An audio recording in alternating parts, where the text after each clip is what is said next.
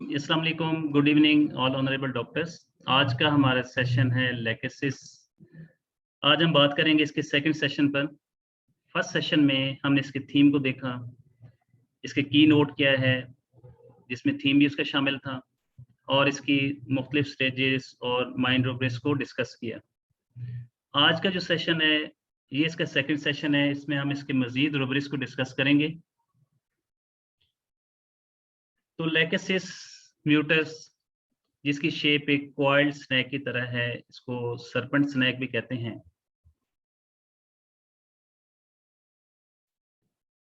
साथ ये स्क्रीन भी शेयर करता हूं जी।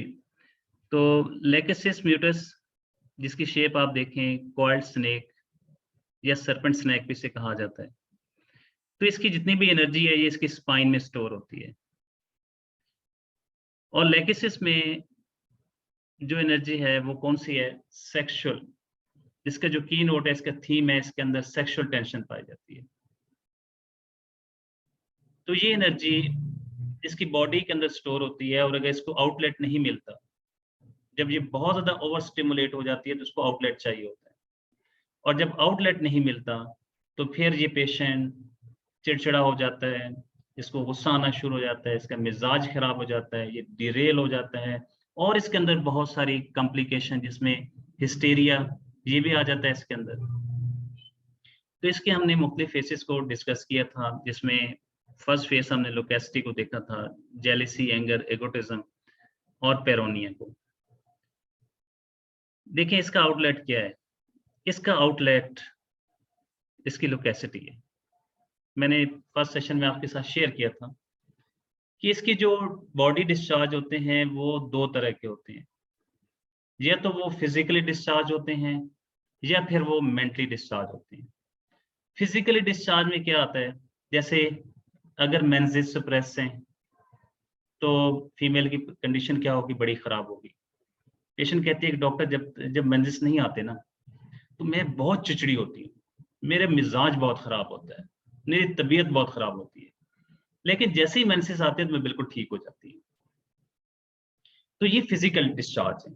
इसके अलावा और क्या होता है कि पेशेंट एक्सरसाइज करता है, वर्जिश करता है, योगा करता है, तो ये इसके फिजिकल डिस्चार्ज में आ रहे होते हैं। उससे उसको खुशी महसूस होती है, तवानाई महसूस होती है। दूसरी तरफ हम आते हैं साइकोलॉजिकल डिस्चार्ज। साइकोलॉजिकल डिस्चार्ज में लेकेसिस का डिस्चार्ज लोकेसिटी की सूरत में है। बातों नहीं होता, बहुत ज्यादा ये बातें करता है, और उस बातें करने से इसको खुशी महसूस होती है, ये रिलीव होता है। लेकिन अगर इसको आउटलेट नहीं मिलता तो ये जो टेंशन इसके माइंड में टेंशन होती है ये जमा होती रहती है, जहां तक इतनी ज्यादा हो जाती है इसकी सोचें एक जगह पे नहीं रहती, ये अपने आप को एक जगह पे रख ही नहीं सकता, उसके अंदर डिस्टर्बेंस आना शुरू हो जाती है सोचों के अंदर, इसका ज़हन एक जगह पे नहीं होता। फिर ये क्या करता है, loquacity change from one subject to another. बातें तो बहुत करता है, लेकिन बातों में बातें करते करते दौरान एक जगह से दूसरी जगह जंप लगा जाता है, जैसे पॉलिटिशियंस करते हैं। तो खैर हमने ये फर्स्ट सेशन डिस्कस किया है। आज हम इसकी एक स्टेज है पेरोनिया, इसको डिस्कस करेंगे, और इसकी बाकी जो इंपॉर्टेंट रूब्रिक्स हैं उनको डिस्कस करेंगे। पेरोनिया क्या है? Mental disorders. और मेंटल डिसऑर्डर कब आता है? क्योंकि लेकेसिस की लाइफ में कुछ ऐसे इंसिडेंट हुए होते हैं, ये अब्यूज होता है, डिसीव हुआ होता है, इसको इसकी मॉडिफिकेशन की जाती है, ये जेलिसी इसके अंदर होती है, बहुत सारे फैक्टर्स होते हैं, फ्रेंडशिप इसकी डिसीव होती है। और सेकेंडली जो इसका पेरोनिया है, इसकी मेंटल डिसऑर्डर है, वो इस वजह से भी हो सकती है कि ये चूंकि बहुत एम्बिशियस होता है, चाहे वो एम्बिशियस फेम फॉर हो, चाहे एम्बिशियस कम्पिटेटिव, बहुत ज्यादा एम्बिशियस होता है। अब जब ये अपनी टारगेट अचीव नहीं कर सकता, क्योंकि इसके अंदर आर्ट एबिलिटी होती है, इसके अंदर फन नहीं होता, इसके अंदर एबिलिटी नहीं होती, होता तो ये बड़ा एम्बिशियस है, मैं इतनी शोहरत हासिल करूंगा, मैं इतना आगे चला जाऊंगा, बहुत एम्बिशियस होता है, दिन रात उस पर काम कर रहा होता है, लगन होती है, ये चूंकि ऑर्डेंट होता है, पुरजोश होता है। लेकिन जब किसी वजह से ये अपनी अचीवमेंट नहीं ले सकता, अपने टारगेट हासिल नहीं कर सकता, तो फिर इसके अंदर डिसऑर्डर्स आ जाते हैं, और इन डिसऑर्डर्स में क्या होता है, ये डिरेल हो जाता है। फिर इसका असर क्या होगा, जैसे आज की रूब्रिक थी, company aversion to indulge in the fancy, desire for solitude. फिर कहते हैं मुझे लोगों से नहीं मिलना चाहिए, ये फिर अपनी फैंसी, अपने तखयलियात में चला जाता है, ख्यालात में चला जाता है, वहां पे इसको सुकून महसूस होता है, मेडिटेशन में चला जाता है, मुराकबे में चला जाता है। और उसमें मेडिटेशन में भी क्या होता है कि अपनी सोच को किसी एक जगह पे वो मरकूज कर लेता है, फिर इसी कंडीशन ये हो जाती है। सिमिलरली इसके अंदर उसके बाद फिर ये इसके अंदर क्या होता है, इनिशिएटिव लैक ऑफ, ये कोई कदम नहीं उठाता, कोई स्टेप नहीं लेता उसके बाद। क्या रीजन होती है इसके अंदर, art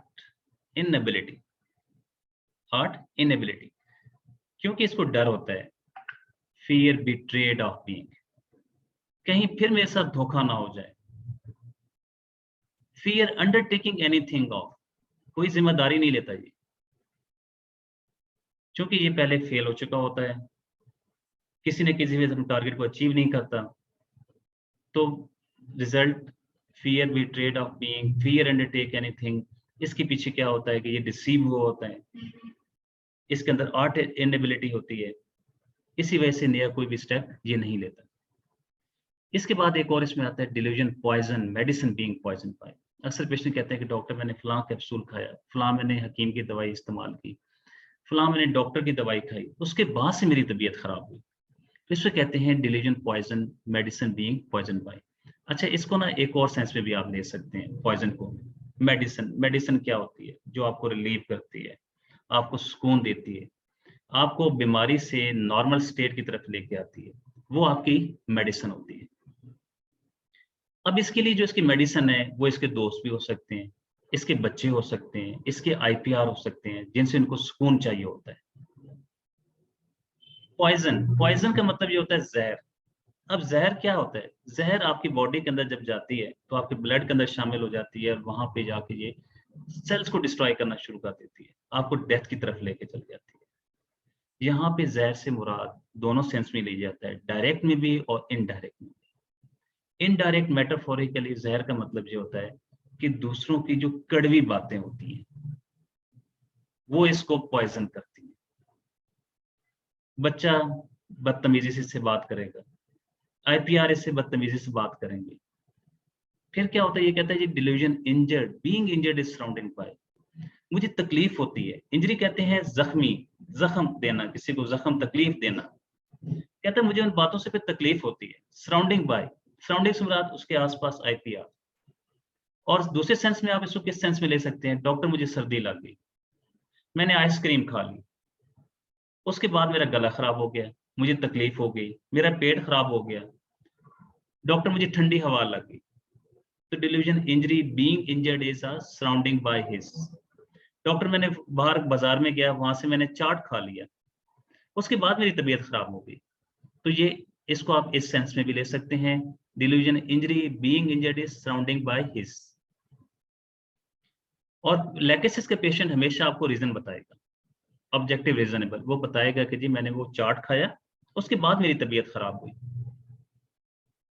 injury about to receive injury is friend from his, मुझे ये जो जख्म मिले हैं ना डॉक्टर, मुझे जो तकलीफ जो मिली है, मेरी जो तबीयत खराब हुई है, मेरी ये जो बीमारी आई है, ये सारे मेरे दोस्त की जो ना बदौलत है, मेरे दोस्त की वजह से ना मुझे ये बीमारी मिली है, ये तकलीफ उसकी वजह से आई है। इसको कहते हैं delusion injury about to receive injury is friend from his. और इसको आप इसके साथ में रिलेट कर सकते हैं, delusion poison, medicine being poison by. अच्छा, तो हम बात कर रहे थे company aversion to, desire for solitude and indulge in fancy. ठीक है, मुझे किसी से नहीं मिलना थी, बस मैं अपने ख्यालों में मगन रहना चाहता हूँ। उसके पीछे रीजंस क्या होती हैं, उसके पीछे यही रीजन होती हैं, कोई इंजर होता है, वो पॉइजन हो चुका होता है, वो कहता है कि delusion die time has come, मेरा मरने का वक्त आ गया। फिर कहता है जी fear death of sleep, fear suffering of, fear suffocation of, fear brilliant object, fear dam of. Dam कहते हैं कहीं मुझ पे अल्लाह की फटकार ना पड़े, मुझ पे लानत ना पड़े। बीइंग उसके ऊपर पड़ रही होती है। अब इन चीजों को कवर करने के लिए वो फिर इंडल्ज इन फैंसी, और फैंसी में क्या करता है, वो मजहब का सहारा लेता है, रिलीजियस, नमाजें पढ़ना शुरू कर देगा, इबादत करना शुरू कर देगा, मुराकबे में चला जाएगा। और इसके बाद इसकी एक स्टेट आती है, ये सब चीजें इसकी पेरोनिया की स्टेट्स हैं, जिसमें इंसैनिटी, मेगेलोमेनिया, इंसैनिटी, मेगेलोमेनिया का मतलब ये होता है कि अपने आप की एक स्टेट आती है, ये भी चूंकि मेंटल डिसऑर्डर होता है, इसमें इसको ऐसे लगता है कि मेरे अंदर बहुत कुछ मौजूद है। जैसे एक बंदा कहता है जी मेरे पास इतनी गाड़ियां हैं, मेरे पास इतनी जायदाद है, मेरे पास इतनी प्रॉपर्टी है, मैं बहुत इंपॉर्टेंट कोई चीज हूँ, मुझे सब लोग जानते हैं, मैंने इतने काम करवाए, ये मेगैलोमेनिया होता है। अब इंसैनिटी, ये इंसैनिटी पागलपन की तरह, पागलपन के तौर पर उसमें चला जाता है। और ये इंसैनिटी जेलसी से भी आती है, जब ये दूसरे लोगों से जेलस होता है तब भी ये इंसैनिटी में चला जाता है।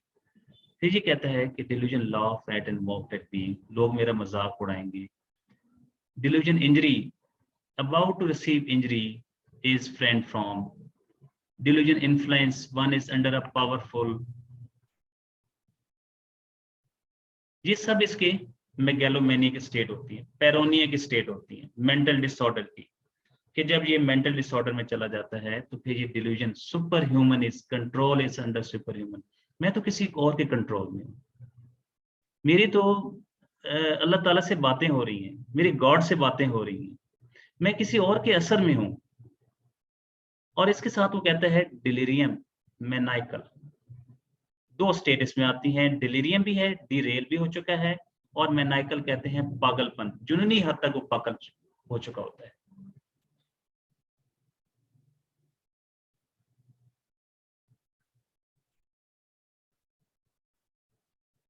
तो ये थी जी इसकी मैनाइकल स्टेट, इसकी पेरोनिया की स्टेट। अब इसके हम बाकी रूब्रिक्स की डिस्कस करेंगे। पेशेंट को आपने देखा होगा कि जब ये फीमेल पेशेंट उनके मेंसेस सप्रेस होते हैं, ये मेनोपॉज में होते हैं, तो वो हिस्टेरिया में चले जाती है। हिस्टेरिया कहते हैं अनकंट्रोलेबल इमोशंस, अनकंट्रोलेबल इमोशन, जब आपके इमोशंस बहुत ज्यादा हो जाते हैं, चाहे वो रोने की सूरत में हो, चाहे वो एंजाइटी की सूरत में हो, चाहे फियर की सूरत में हो, चाहे किसी और शक्ल में हो, तो जब ये बहुत ज्यादा आपके इमोशंस आपके कंट्रोल से बाहर हो जाते हैं, तो फिर क्या होता है, हिस्टेरिया मेनोपॉज है। ये फीमेल पेशेंट्स में इसको अप्लाई कर सकते हैं डायरेक्ट आप। Attack other desire to honour the scolded after me, कहता है उसने मुझे, मेरे मालिक ने, मेरे बॉस ने, मेरे घर वालों ने, मेरे हेड ने मुझे डांटा, स्कोल्डेड, मेरा दिल करता है मैं उसको जवाब दूं। इसकी रूब्रिक होती है attack others desire to honour the scolded after me, मेरा दिल चाहता है मैं उसको जवाब दूं। फिर फर्स्ट टॉपिक में, फर्स्ट सेशन में हमने ये देखा था, गिफ्ट टू हिज वाइफ और सन हस्बैंड मेकिंग नो, ये इनको कोई किसी किस्म गिफ्ट नहीं देता। Heart for inferior, kind for superior. और इसके साथ एक रूब्रिक, इसको एक और रूब्रिक आती है, abusive husband children towards wife to. घर वाले कहते हैं डॉक्टर जी हमें गालियां देते रहते हैं, बाहर तो लोगों के साथ इतना अच्छा होता है, इतने अच्छे तरीके से उनसे मिल रहा होता है, और घर में आके गालियां शुरू कर देता है। बीवी कहती है डॉक्टर ये लिहाज ही नहीं करता कि मेरे सामने बच्चे खड़े हैं, उनके सामने ही मुझे गालियां देता रहता है। Heart for inferior, kind for superior, बाहर के लिए अच्छा होता है, घर वालों के लिए क्या होगा, सख्त दिल होगा, सख्त बातें करेगा उनके साथ, उसका रवैया सख्त होगा, और बाहर बड़ा पोलाइट सा होगा। फिर आईपीआर कहते हैं डॉक्टर मजाल है जो आज तक कभी इसने घर के लिए गिफ्ट लेके आए हो, बच्चों के लिए लेके आओ, मेरे लिए कभी इसने गिफ्ट लाए हो। गिफ्ट टू हिज वाइफ और सन हस्बैंड मेकिंग नो। इसके जो बच्चे होते हैं ना, बड़े शरारती होते हैं और बड़ी अजीब सी हरकतें करते हैं। malicious, dirty tricks on others, or their teacher desire to play school boys, ये बच्चे बड़े खराब सी हरकतें करते हैं, टीचर पढ़ा रहा है, पीछे से चौक फेंक देंगे, आवाजें लगाएंगे, उनके नाम रखे होंगे, आवाजें कसना शुरू कर देंगे, और उन्होंने ये IPR वर्जन देते हैं कि डॉक्टर जी इतना बदतमीज है, अपने टीचर को भी नहीं बख्शता, उन पे भी ये आवाजें लगाता है। और अमूमन आप बच्चों में इसको अप्लाई कर सकते हैं कि जब आपको कोई चीज नहीं मिल रही हो तो आप अच्छा पूछ सकते हैं कि अच्छा ये स्कूल में कैसा है ये बच्चा, घर में कैसा है ये बच्चा, बाहर वाले लोगों के साथ कैसा है। तो वो कहेंगे डॉक्टर जी बड़ा शरारती है, मिस्चीवियस, इसकी रूब्रिक होगी मिस्चीवियस। कहेंगे डॉक्टर जी तो बड़ा शरारती है, ये अक्सर घर के ऊपर खड़ा होता है, नीचे से गली से कोई बंदा गुजर रहा होता है तो ये क्या करता है, उसके ऊपर पानी का शॉपर फेंक देता है। इसे कहते हैं malicious dirty tricks on others और ऑन देयर टीचर्स। कहते हैं अक्सर इसके टीचर भी शिकायत लगाते हैं कि ये टीचर क्लास में पढ़ा रहे होते हैं, ये पीछे से आवाजें लगा रहे होते हैं, चौक फेंक रहे होते हैं, और कोई ना कोई पीछे से वो ताना कुछ ना कुछ कह रहे होते हैं। तो इसकी रूब्रिक होगी malicious dirty tricks on other on their teacher desire to play school boys. जब आप केस टेकिंग कर रहे होते हैं तो किसी एक चीज तक अपने आप को लिमिटेड ना कर दिया करें, उसकी नेचर देखे करें कि बच्चों में जब कोई चीज नहीं मेरी होती तो आपको इस तरह की नेचर उसमें मिलती है कि ये बच्चे ऐसे हैं। मॉकिंग जेलेसी विद, मॉकिंग किसे कहते हैं, मॉकिंग कहते हैं मुंह बनाना। जैसे अच्छा वो एक खूबसूरत सी लड़की आई है या कोई वो बातें कर रहा है, आप उसकी जेलेसी है, अच्छा तो ये देखो ना ऐसे ऐसे करके मुंह बातें कर रही है, अब ये उसके अंदाज करके दिखाएगा। मैं इसकी एक और एग्जांपल देता हूँ मॉकिंग की, कि जैसे टीवी पे अगर रेसलिंग हो रही हो तो ये अब मॉकिंग क्या होगी, वो दोनों ऐसे मुक्का एक दूसरे मार रहे हैं, ये दिखाएगा देखो ऐसे मुक्का मारा था ऐसे, ये मॉकिंग करके दिखाएगा। लेकिन के पेशेंट बड़े प्लेफुल होते हैं, बीमार होने के बावजूद खेल रहे होते हैं। आप उसे कहते हैं अच्छा बीमारी में ये क्या करता है, कहते हैं डॉक्टर खेलता रहता है, ये तो कभी बैठता ही नहीं है।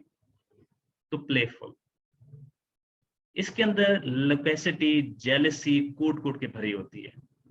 फर्स्ट सेशन में हमने जेलसी को बहुत अच्छे अंदाज से देखा था। अब इसके plans, making many plans, revengeful plans. जब इसके साथ कोई बुरा करता है तो कहता है कि डॉक्टर मेरा दिल करता है मैं उससे बदला लूं, मैंने प्लान किया हुआ है कि मैं उससे किस तरह बदला लूंगा। इंसैनिटी जेलसी फ्रॉम, ये जेलसी में आके पागलपन हद तक चला जाता है। Honour, sense of honour, no sense of honour. Honour किसे कहते हैं, इज्जत को, वकार को। ये नहीं देखता कि यार मैं किस स्टेज पे हूँ, ये देखता ही नहीं है मेरा वकार क्या है, मेरी इज्जत क्या है, इसको किसी बात का होश ही नहीं होता। अब देखें ना, एक अगर पेरेंट्स है, एक फादर है, वो अपने बच्चों को गुस्से हो रहा है, मार रहा है, बीवी के साथ बुरा सलूक कर रहा है, तो अब वो माशरे वाले से क्या कहेंगे, पड़ोसी क्या कहेंगे, ये है ही ऐसा।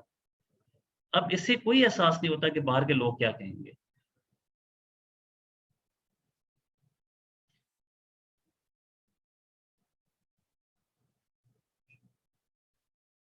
chaotic chaotic orderly manner cannot perform many things, अफरा तफरी फैलाए रखता है, इसे किसी भी काम को ये प्रॉपर तरीके से नहीं कर सकता। और इसके पीछे रीजंस वही सेम रीजंस हैं, आर्ट इनेबिलिटी है। सेकंड आप उसके साथ लिंक कर सकते हैं कि fear undertaking of initiative, lack of art inability, और इसका रिजल्ट क्या होता है, chaotic chaotic orderly manner cannot perform anything, किसी भी चीज को प्रॉपर तौर पे नहीं कर सकता, अफरा तफरी फैलाए रखता है, बस सिर्फ ये भी कर दूंगा वो भी कर दूंगा, लेकिन कोई भी ये काम नहीं कर सकता।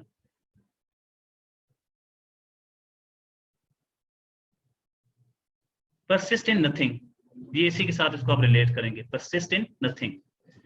परसिस्ट कहते हैं जो कांस्टेंट होता है, एक जगह पे किसी चीज के साथ चल रहा होता है, लेकिन ये किसी चीज में भी परसिस्ट नहीं करता, किसी चीज में भी कांस्टेंट नहीं रहता, किसी चीज को भी मुकम्मल नहीं करता। फिलॉसफी एबिलिटी, फिलॉसफी कहते हैं कि ये चूंकि लैकिसिस का पेशेंट इंटेलेक्चुअल होता है, इंटेलिजेंट होता है, इसके अंदर मैथमेटिकल एबिलिटी होती है, तो इसके अंदर फिलॉसफी एबिलिटी भी होती है, बहुत समझ बूझ होती है। और जब भी कोई बात करेगा तो एक तो आपको रीजन देगा, दूसरा उसके अंदर आप अपनी समझ ही बताएगा। जैसे डॉक्टर कहेगा, डॉक्टर देखें अब मैं उम्र के इस हिस्से में हूँ, तो आगे देखें फिर ऐसा ना हो कि ये चीजें मैं खराब हूँ, कॉम्प्लिकेशंस आती हैं। देखें ना, शुगर है, तो शुगर तो बॉडी के अंदर कॉम्प्लिकेशन कर देती है। तो मैं चाहता हूँ कि उन चीजों को पहले ही हल कर लिया जाए, ताकि बाद में ना ये चीजें खराब ना हो। अब जहाँ पे आप क्वेश्चन पूछते हैं कि अच्छा आपको कोई खौफ इसकी वजह से आ रहा है, नहीं डॉक्टर, खौफ नहीं। जब चीजें पहले हम सेट कर सकते हैं, हमारे पास टाइम भी है, इलाज भी है, तो क्यों ना हम पहले चीजों को सेट कर लें, ताकि बाद में कॉम्प्लिकेशंस हो ही ना, बाद में खराबियां ना हो। इसे कहते हैं फिलॉसफी एबिलिटी फॉर। पेशेंट अगर ऐसा वर्जन देता है तो ये philosophy ability. Fear suffering of exhaustion while walking from। कहता है मुझे डर लगता है, किस चीज से जी? चलने से। क्यों डर लगता है? कहते डॉक्टर थक जाऊंगा ना। अच्छा थक जाएंगे तो फिर क्या होगा? कहते डॉक्टर फिर क्या होना है? शायद उसके बाद आपको पता है ना फिर कितनी तकलीफ शुरू हो जाती है जिस्म में। तो इसे कहते, इसकी रूब्रिक होती है fear suffering of exhaustion while walking from. एक रूब्रिक में जहाँ पे लिखना मुझे याद नहीं रहा, for second feeling walking on. इसमें सिंगल मेडिसिन लैकेसिस पड़ी है, for second feeling walking on. Patient कहते हैं जी डॉक्टर जब मैं सुबह उठती हूँ तो सारे बच्चे चले जाते हैं, कोई जॉब पे चला जाता है, कोई स्कूल चला जाता है, मैं तो अकेली रह जाती हूँ, मुझे बड़ा दुख होता है। फिर इसकी रूब्रिक होती है for second feeling walking on. तो ये था आज का हमारा सेशन। लैकेसिस के कुछ पेरोनिया के स्टेट को हमने डिस्कस किया, और इसके बाद इसकी मेन रूब्रिक्स को हमने डिस्कस किया। Thank you very much. Take care, all of you.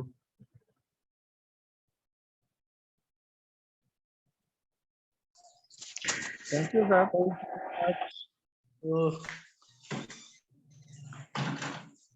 Thank you. Clear है आज के हवाले से कोई क्वेश्चन? Thank you, sir. जी वेलकम, जी वेलकम। आप रीज्वाइन हो सकते हैं, टाइम खत्म हो गया, अगर किसी को क्वेश्चन है तो आप रीज्वाइन हो सकते हैं।